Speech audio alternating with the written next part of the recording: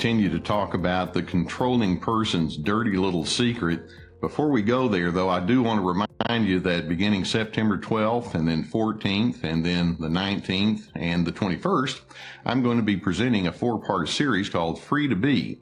And that's going to be talking about how to respond to the controllers in your life. And I think you're going to find that to be a pretty interesting webinar. And we're going to be incorporating some questions and some thought-provoking things for you to consider as you're trying to figure out how best to navigate through some of the relationships that can create a control, counter-control kind of dynamic. And so I'm hoping it's going to be a really good thing for you. I'm going to be talking to you a little bit more about that as we close this video cast. Now, before I mentioned to you that the controllers have a dirty little secret they don't want anyone to know. And that dirty little secret is they are feeling very insecure and inadequate on the inside of themselves. Now, very few of them are going to say, yes, I really do feel inadequate, which is why I'm coming on so strong. Instead, they put their focus outwardly toward you, and they basically say, well, I'd be doing just fine if you people over there would quit being such morons or so difficult and so contrary. And so their whole emotional well-being is highly dependent upon the people in front of them. Controlling people tend not to think of themselves as being codependent, but they really are actually in a very major way. And if you're the controller, I want you to consider a few things about yourself and what's going on in you. And then I want to see if we can make some adjustments in the way that you engage with others so that perhaps you'll be a little less frustrated in the way that your relationships end. Now, one of the first things I want you to ask yourself is, do you realize that as you're going into a high controlling style of communication, you're actually attempting to build yourself up at someone else's expense?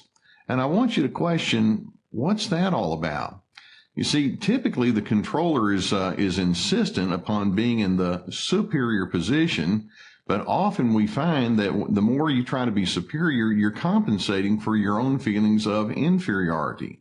Many times if you're in a controlling mode now, it's because you've been in a low position. Somebody's told you you weren't good enough, or you didn't meet their standards, or you were criticized heavily. And it's somewhere in your life you decided, I'm not going to let that happen. Nobody's going to tell me that I'm beneath them. In fact, if anything, I'm above everybody else. And realize there's a dynamic going on inside of yourself you're going to need to address, because there's no need to build yourself up at someone else's expense. Frankly, we all start out as equal to equal, and let's see if we can remember that. Or if you're that controller, there's something else that I want you to consider, and that is every one of us has a certain amount of self-centeredness on the inside of our personalities.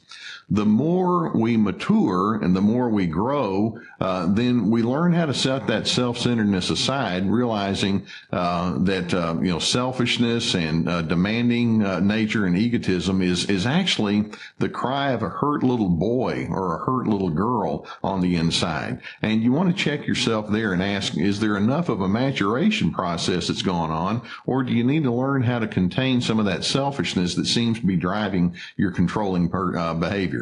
The selfishness is your way of saying, I have to have everything my way, and frankly, that's just not the way the world works. And then there's a third thing that you want to consider, and that is the controller, if you're that controller, is operating with a real sense of uncertainty with respect to how to deal with differences. It's like differences threaten you. Well, let's consider something. Differentness is built into all of creation. Whether we're talking about nature or whether we're talking about human beings, there's differentness among all of us. It's part of a grand design. Variety is part of what is meant to be something that gives life its spice. And so your control is your way of saying, well, I can't deal with differentness. I can't handle it. Well, yes, you can. You've just told yourself you can. It just may mean you need to be a little bit more flexible. And then we go back to that selfishness thing. So I want you to consider, if you're that controlling person, look at some of the things on the inside of yourself. Now, there are a few thoughts that I also want you to consider as you're going into that controlling and forceful and bossy, critical, judgmental nature towards others. First, I want you to think, when you go into that control mode, and all you have to do is just listen to your tone of voice. If you're insistent or if you're persuasive or convincing, you're in your control mode. And the question I want you to ask is, how well does this help me in the success of my relationships? And I dare say, if you look back upon your history, virtually any time that you've been very controlling for any persistent period of time, the relationship struggles. It hurts. And so your controlling behavior is not helping the relationship at all. People want to run away from you. Is that what you're trying to accomplish? Short term, yeah, maybe you can intimidate people into coordinating with you, but in the long run, you're going to be a pretty lonely person. A second thing along those lines that I want you to consider is notice what your controlling behavior does to you. You wind up being angry, your blood pressure goes way up, you wind up having a lot of bitterness and resentment, you find yourself very often in a defensive posture. Does that sound like a life that seems pleasing and helpful? And of course, if you're a controller, chances are you're blaming other individuals, saying, well, I wouldn't feel this way if they would just act the way they're supposed to act. Well, they're not, and they may never. And if that's the case, you have to take responsibility for you rather than putting the responsibility for your own emotional well-being on everybody else's shoulders.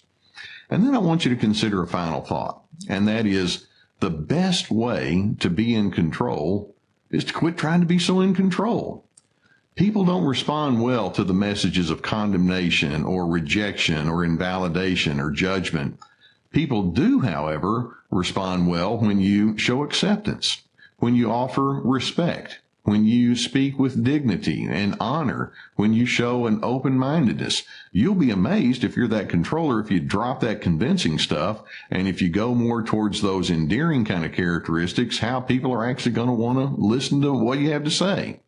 So let's wrap here today by saying controlling behavior speaks of a lot of tension and turmoil on the inside of that controlling person. And as you consider how you may sometimes go into that mode, I want you to also consider the fact that there's choice involved and you can choose to do differently. You deserve better, and the people in front of you deserve better. Now, having said that, I mentioned earlier that we're going to be having a free-to-be workshop beginning September the 12th. That's a Tuesday. It's going to be 6:30 Central Time. And I'd like to invite you and anybody that you know that would be interested in this to join you. Free-to-be, how to respond to the controllers in your life. And we're going to be taking some of the thoughts that I've expressed to you just now and build on it. There is one thing I'd like for you to do, and that is in the comments section that you have right here next to the video, send me 2 questions about about questions that you have about responding to the controllers in your life. Or if you're that controller, send me some questions, and maybe you want to talk about how you got to be this way, and you may have some things that you want to ask about how the controlling style built up in the first place. We're going to get into all of that, and I'm going to have some questions back for you as well. So free to be, responding to the controllers in your life, and that's beginning September 12th, September 14th, 19th, and 21st. It's a 4-part series, and I hope to see you then.